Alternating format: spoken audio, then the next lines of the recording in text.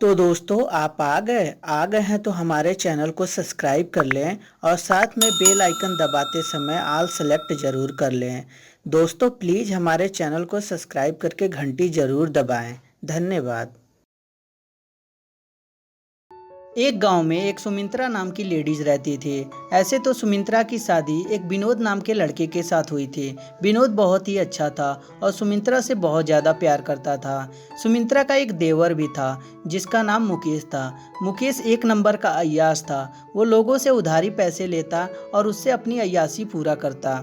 एक दिन मुकेश के घर एक आदमी आता है और मुकेश से बोलता है, क्यों बे, तुझे ज्यादा चर्बी चढ़ गई है क्या? उधारी पैसे भी ले लिया है और ऊपर से फोन भी नहीं उठा रहा है आजकल।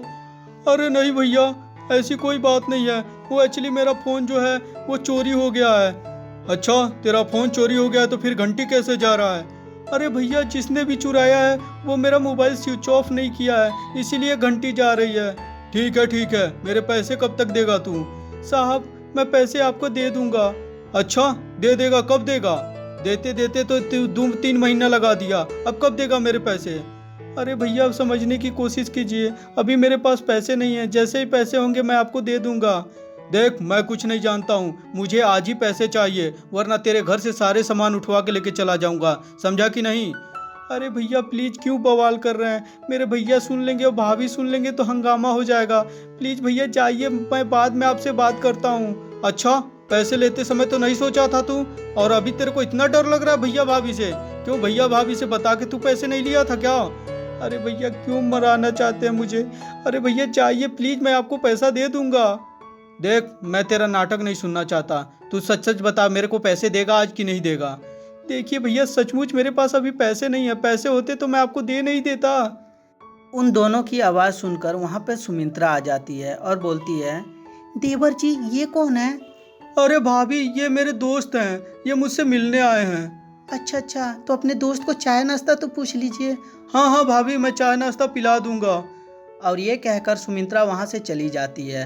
तभी वो आदमी बोलता है, कौन है बे? बहुत कंटाप है। भैया, ये मेरी भाभी हैं, प्लीज ऐसा मत बोलिए आप। अच्छा, ऐसा ना बोलूं? चल ठीक है, नहीं बोलता हूँ। हाँ, मैं क्या कह रहा था, उधारी के बारे में। चल, मैं तेरा पैसा माफ कर दूंगा, लेकिन उसके लिए मेरा एक छोटा सा काम करना होगा तुझे। कौन सा काम करना है भैया, बताइए, मैं सारा काम करूंगा, लेकिन प्लीज पैसे माफ कर दीजिए, मेरे पास नहीं है। हाँ हाँ, पहले काम तो सुन ले। देख, तेरी भाभी जो है ना, बहुत अच्छी लगी है मुझे। एक रात के लिए दिला दे, मैं तेरा पैसा जो है माफ कर दूंगा। भैया, ये कैसी बात कर रहे हैं? ये पॉसिबल नहीं हो सकता। मेरे भैया को पता चल जाएगा तो भैया मुझे जान से मार देंगे। तो तेरे को पैसे लेते समय सोचने चाहिए थे ना ये सारी बातें। मैं कुछ नहीं जानता हूँ। या तो तू अपने भाभी को मुझे एक रात के लिए भेज दे, या तो फिर मेरे पैसे लौटा दे। समझा कि नहीं? ठीक है भैया, मुझे कुछ दिन के लिए मोहलत दे दीजिए ताकि मैं सोच समझ लूँ कैसे करना है। ठीक है, मैं तुझे 3 दिन का मोहलत देता हूँ, सोच ले क्या करना है तुझे। और ये कहकर वो आदमी वहाँ से चला जाता है। अगले दिन सुमित्रा का पति ललन उसके पास आता है और बोलता है, सुमित्रा, मुझे ऑफिस के काम से कुछ दिन के लिए बाहर जाना पड़ेगा, तुम अपना ख्याल रखना। ठीक है जी, आप जाइए, और ऐसे भी देवर जी है ही है मेरा ख्याल रखने के लिए, तो इसमें आपको टेंशन लेने की क्या ज़रूरत है। हाँ हाँ, वो तो है। चलो ठीक है, मैं चलता हूँ। और ये कहकर ललन ऑफिस के काम के लिए चला जाता है। जब ये बात मुकेश को पता चलती है कि मेरे भैया कंपनी के काम से बाहर चले गए हैं, तो मुकेश को बाहर आ जाता है और मुकेश समझता है कि यही वक्त सही रहेगा। तभी मुकेश उस आदमी को अपने घर बुलाता है और बोलता है, भैया, आज शाम को आप चले आइएगा, आज शाम को आपका काम हो जाएगा। ठीक है, अच्छा हुआ तूने मेरा काम कर दिया, वरना तुझे तो पता ही है मैं कौन कौन से तरीके से पैसे निकलवाता हूँ। अरे नहीं भैया, शाम को आ जाइएगा, और ऐसे भी मैं अपने भाभी के जूस में बेहोशी की दवा डालूंगा, जिससे वो बेहोश हो जाएंगे, जिससे आपका भी काम हो जाएगा और मेरा भी काम हो जाएगा। चल चल ठीक है। और ये कहकर वो आदमी वहाँ से चला जाता है। इधर मुकेश अपनी भाभी के जूस में बेहोशी की दवा डाल देता है, जिसे पीकर उसकी भाभी बेहोश हो जाती हैं। और तभी शाम को वो आदमी आता है। क्यों बे, मेरा काम हुआ कि नहीं? हाँ भैया, आपका काम हो गया है, बेडरूम की तरफ चले जाइए। और इस तरह वो आदमी बेडरूम की तरफ चला जाता है। वहाँ जाने के बाद सुमित्रा के साथ वो आदमी वो सारे काम करता है जो एक पति पत्नी के बीच होता है। फिर वो आदमी मुकेश के पास आता है।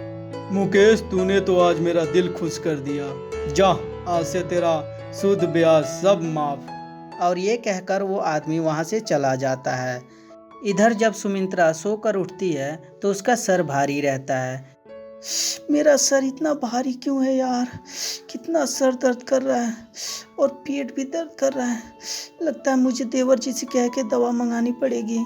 और ये कहकर सुमित्रा अपने देवर मुकेश के पास जाती है और बोलती है, देवर जी जाइए मेरे लिए दवा लेते आइए, मेरा सर पता नहीं क्यों इतना भारी है और पेट भी दर्द कर रहा है। हाँ हाँ भाभी, मैं अभी जाता हूँ, दवा लेकर आता हूँ। और ये कहकर मुकेश दवा लाने चला जाता है। अब मुकेश का मनोबल ऐसे ही बढ़ता जाता है। एक दिन और मुकेश इसी तरह अपनी भाभी के जूस में नींद की गोली मिला देता है, जिससे उसकी भाभी फिर से बेहोश हो जाती हैं और मुकेश अब अपनी भाभी के साथ गंदा काम करने लगता है। धीरे धीरे समय गुजरता जाता है। एक दिन सुमित्रा सोचती है, जरूर लगता है मेरे साथ कोई ना कोई गलत काम कर रहा है, मुझे पता करना होगा। और इसी टेंशन में उस दिन सुमित्रा जूस भी नहीं पीती और इसी तरह चुपचाप सो जाती है। तभी अचानक मुकेश उसके कमरे में जाता है। वाह, क्या बात है, भाभी तो आज फिर से जूस पी के सो गई। आज तो मजा ही मजा है। और ये सोचकर मुकेश अपनी भाभी के पास जाने ही वाला रहता है। तभी उसकी भाभी उठकर खड़ी हो जाती हैं। अपनी भाभी को खड़ा हुआ देख मुकेश डर जाता है और बोलता है, अरे भाभी, आप सोई नहीं अभी तक? देवर जी, मैं तो सो ही रही थी, लेकिन मुझे नहीं पता था कि आप इतने घिनौने और गंदे इंसान हैं। आप मेरे साथ गंदा काम करते थे। अरे नहीं नहीं भाभी, मैं कुछ नहीं करता था, कसम से बता रहा हूँ। अरे आपको कोई भ्रम हुई है, कोई गलती हुई है? अच्छा, गलती हुई है मुझसे। आने दीजिए, आपके भैया को सारी बात मैं बताती हूँ। अरे नहीं भाभी, प्लीज़ मेरा यकीन कीजिए, मैंने कुछ नहीं किया है। और ये कहकर मुकेश वहाँ से भाग जाता है। अगले दिन जैसे ही उसका पति आता है तभी सुमित्रा उससे सारी बात बताती है।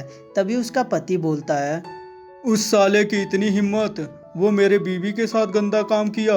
आने दो साले को, ऐसा मारूंगा कि पूरी जिंदगी याद रखेगा। उस पे मैं कितना भरोसा करता था, अपना भाई की तरह मानता था, सौतेला होने के बावजूद भी, और उसने इतना गंदा काम किया। कहते हैं सौतेला ही हमेशा रहता है।